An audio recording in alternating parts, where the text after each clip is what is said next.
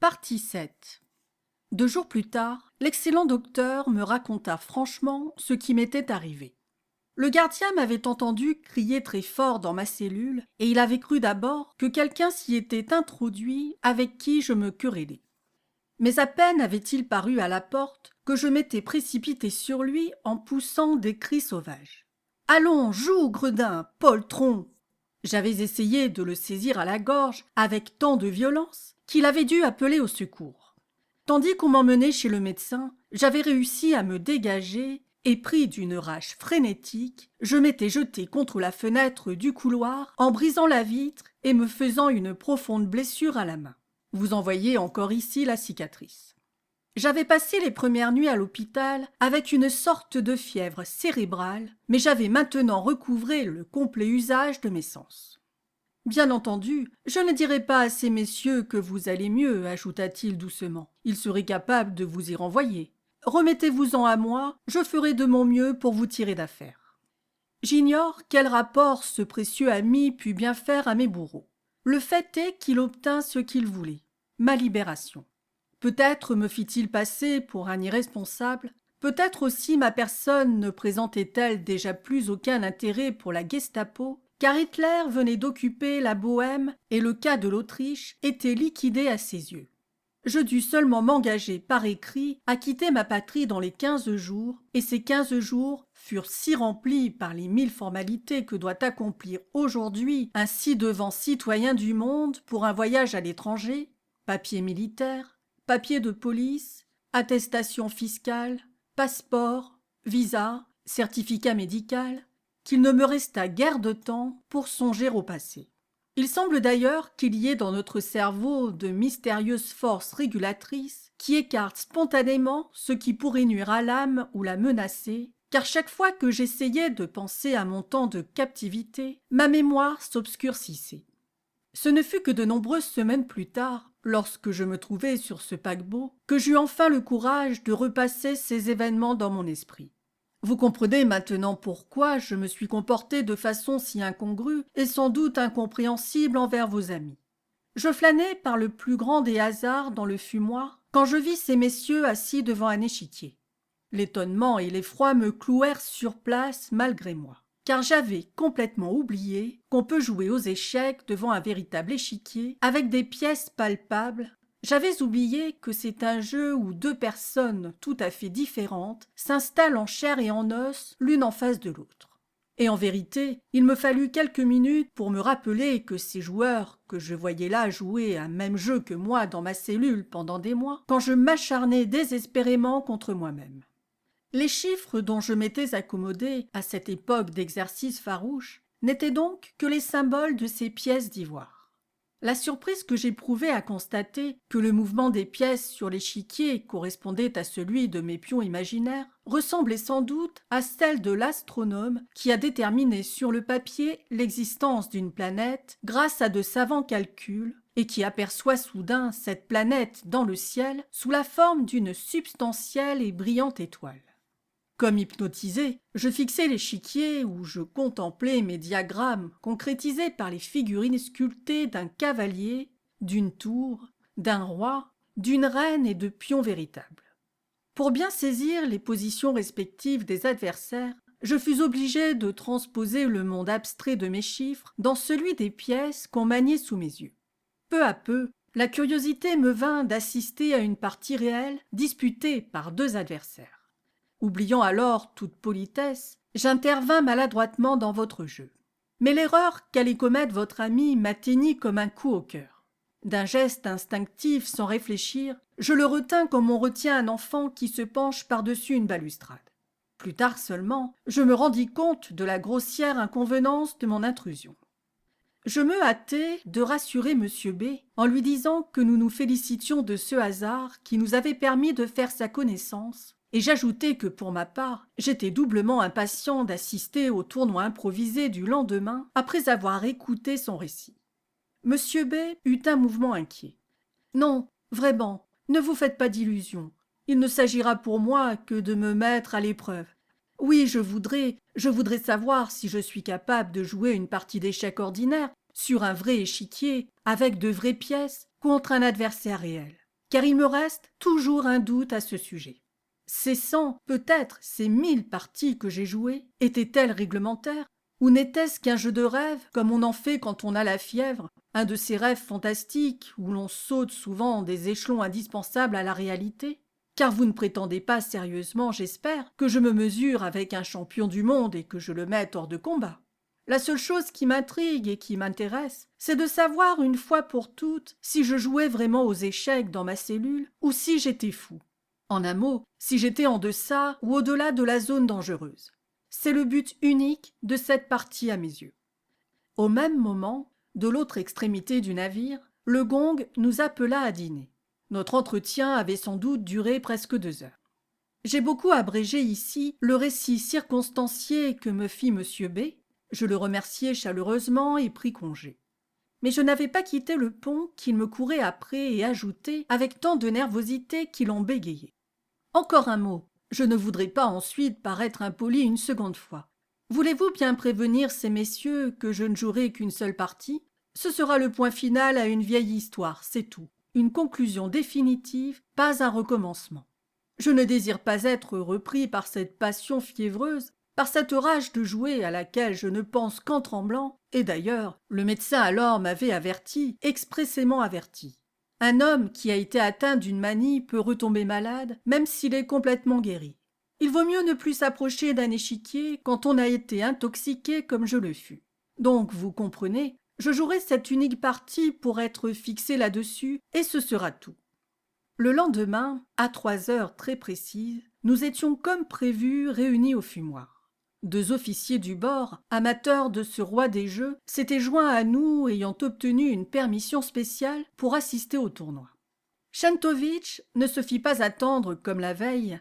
Cette fois et après la répartition des couleurs, une partie mémorable s'engagea qui mettait aux prises mon très obscur compatriote avec l'illustre champion. Je regrette qu'elle se soit déroulée seulement devant d'aussi incompétents spectateurs que nous, et qu'elle soit perdue pour les annales du jeu d'échecs, comme le sont pour l'histoire de la musique les improvisations de Beethoven au piano. Nous essayâmes, il est vrai, de reconstituer tous ensemble la partie de mémoire le lendemain après-midi, mais sans y réussir. Les joueurs nous avaient sans doute intéressés plus que le jeu dont nous ne retrouvions plus les péripéties. En effet, le contraste intellectuel que formaient les 2 partenaires s'exprima de plus en plus physiquement dans leurs attitudes respectives au cours de la partie. Raide et immobile comme une souche, Chentovitch, très bien rodé, ne quittait pas l'échiquier des yeux. Réfléchir était pour lui une sorte d'effort physique qui demandait une concentration extrême de tout son corps. Monsieur B, au contraire, restait parfaitement dégagé et libre dans ses mouvements. Véritable dilettante au plus beau sens du mot, il ne voyait dans le jeu que le plaisir qu'il lui causait, nous donnait avec désinvolture des explications entre les coups, allumer une cigarette d'une main légère et ne regarder l'échiquier qu'1 minute avant que ce soit à lui de jouer. Il semblait toujours avoir prévu les intentions de l'adversaire. Au début, pour les ouvertures obligées, tout alla assez vite. Ce n'est qu'au 7e ou 8e coup que la bataille parut se dessiner selon un plan précis. Chentovitch réfléchissait plus longuement. Nous comprîmes à ce signe que la véritable lutte pour la suprématie était engagée. Mais je dois à la vérité de dire que pour nous autres novices, l'évolution progressive de la situation, comme dans tout réel tournoi, était plutôt décevante. Car plus les pièces composaient sur l'échiquier leurs étranges arabesques, moins nous en pénétrions le sens caché. Nous ne saisissions ni les intentions des 2 adversaires, ni dans quel camp se trouvait l'avantage. Nous voyions seulement qu'ils déplaçaient leurs pièces tels des leviers ou comme des généraux font marcher leurs troupes pour tâcher de faire une brèche dans les lignes ennemies. Mais nous ne pouvions comprendre les buts stratégiques de ces mouvements, car des joueurs aussi avertis combinent leur affaire plusieurs coups d'avance. Et à notre ignorance, s'ajoutait peu à peu une fatigue qui venait surtout des interminables minutes de réflexion nécessaires à Chentovitch. Cette lenteur irritait visiblement notre ami. Je remarquai avec inquiétude qu'il s'agitait de plus en plus sur son siège au fur et à mesure que la partie durait. Il allumait nerveusement cigarette sur cigarette ou prenait une note d'une main rapide.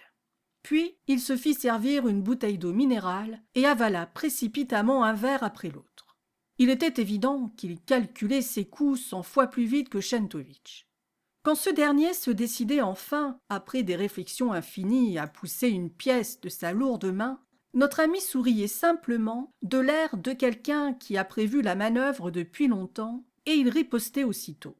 Son cerveau travaillait si vite qu'il avait sans doute déjà calculé toutes les possibilités de son adversaire.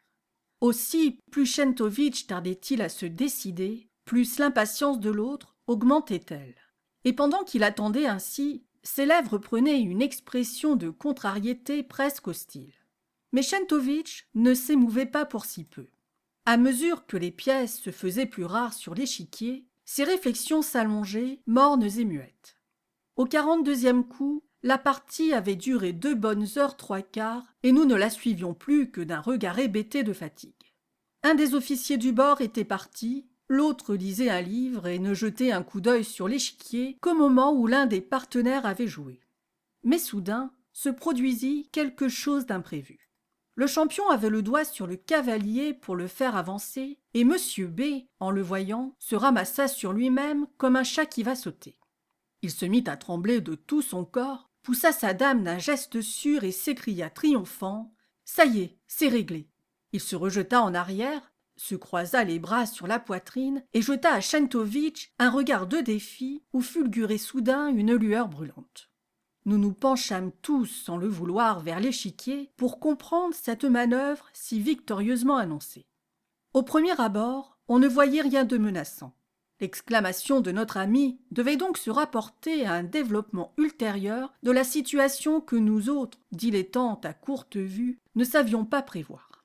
Czentovitch seul n'avait pas bronché à l'annonce provocatrice de son partenaire. Il était resté aussi imperturbable que s'il n'avait pas entendu cet offensant « ça y est ».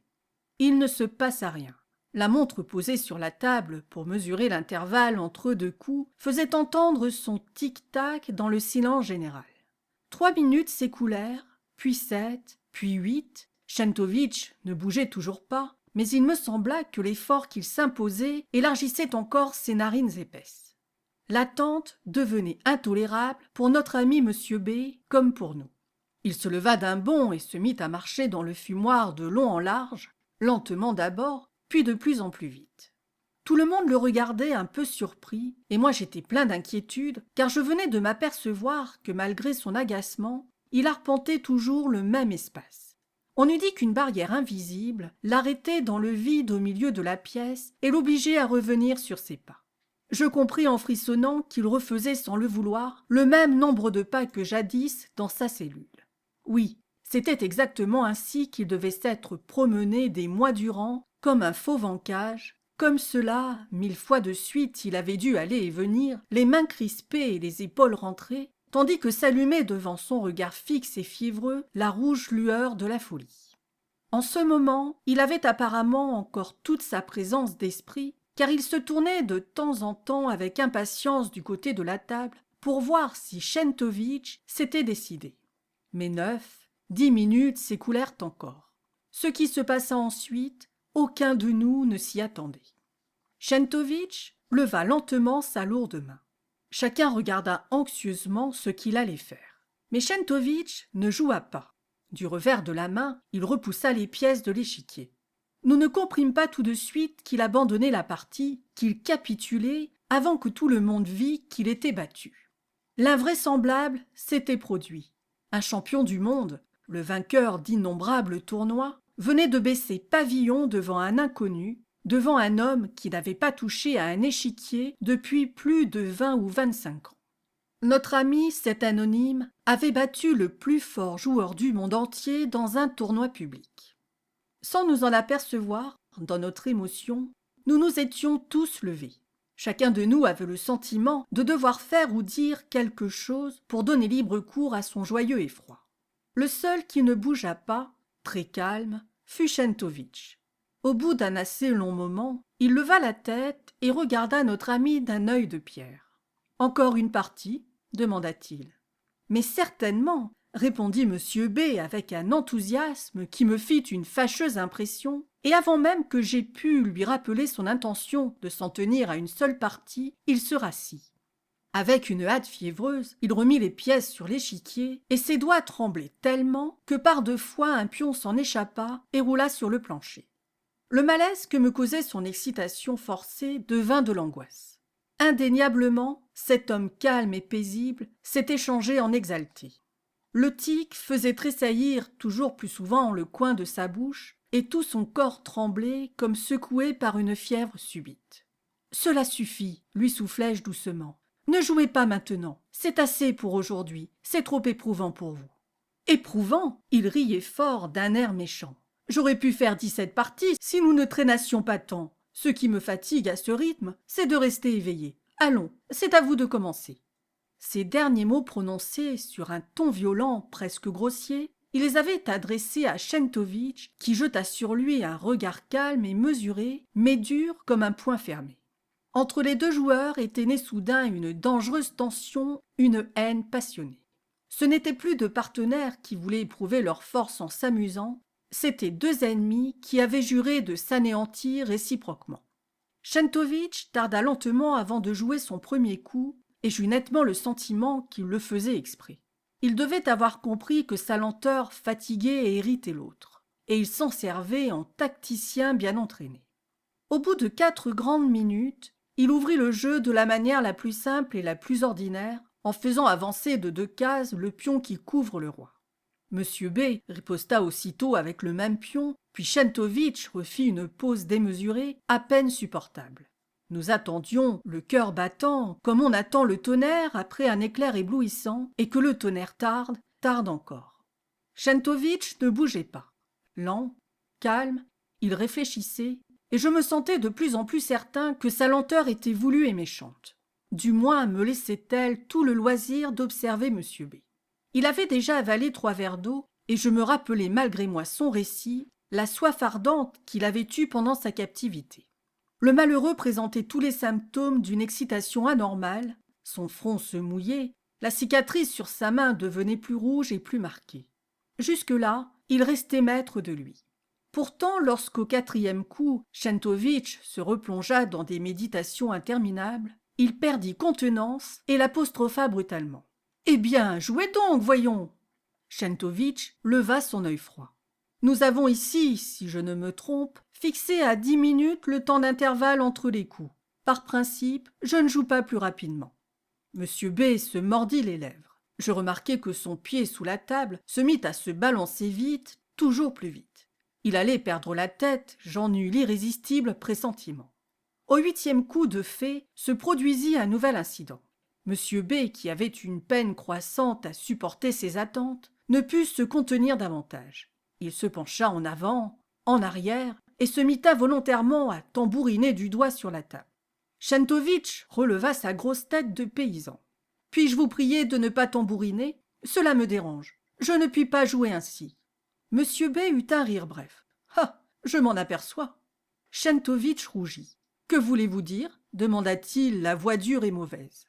Monsieur B rit encore d'un rire sec et méchant. « Oh, rien, simplement que vous êtes très nerveux. » Chentovitch baissa la tête et se tut. Il attendit 7 minutes pour jouer le coup suivant, et la partie continua en se traînant à ce rythme mortel.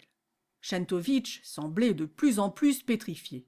Il mettait maintenant le maximum de temps prévu à prendre sa décision, et d'un coup à l'autre, la conduite de notre ami devenait de plus en plus étrange. Il semblait avoir oublié la partie en cours et s'occupait de toute autre chose. Il avait cessé d'aller et venir et restait assis, immobile sur sa chaise. Regardant le vide d'un œil fixe et hagard, il marmonnait sans arrêt des mots incompréhensibles. Se perdait-il dans d'interminables combinaisons ou réfléchissait-il déjà à d'autres parties, comme je l'en soupçonnais quant à moi. En tout cas, chaque fois que son tour était enfin venu de jouer, il fallait que nous le rappelions à la réalité. 1 minute lui suffisait pour s'orienter. Pourtant, j'étais de plus en plus persuadé qu'il nous avait tous oubliés, y compris Chentovitch, et qu'il était en proie à une crise de démence froide qui pouvait éclater tout à coup avec violence. Et la chose se produisit effectivement au 19e coup. À peine Chantovitch avait-il joué que Monsieur B poussait son fou 3 cases plus loin, sans même regarder l'échiquier, en criant si fort que nous sursautâmes. « Échec! Échec au roi !» Nous nous penchâmes tous sur l'échiquier pour voir cette manœuvre sans pareille. Mais ce qui se passa au bout d'une minute, aucun de nous ne s'y attendait. Lentement, très lentement, Chantovitch leva la tête et nous regarda l'un après l'autre, ce qu'il n'avait encore jamais fait. On vit naître sur ses lèvres un sourire moqueur et satisfait, il paraissait éprouver un plaisir sans bornes. Lorsqu'il eut pleinement joui de ce triomphe encore incompréhensible pour nous, il dit à la ronde, avec une politesse affectée. « Je regrette, mais je ne vois pas comment mon roi pourrait être en échec. Un de ces messieurs le voit-il » Nous examinâmes la situation, puis nos regards inquiets se tournèrent vers Monsieur B. Le roi de Chantovitch était entièrement couvert par un pion, un enfant eût pu s'en rendre compte, il n'y avait donc pas d'échec au roi. Nous devînmes inquiets. Notre fougueux ami avait-il poussé sans le vouloir une pièce de travers, une case de trop ou une en moins?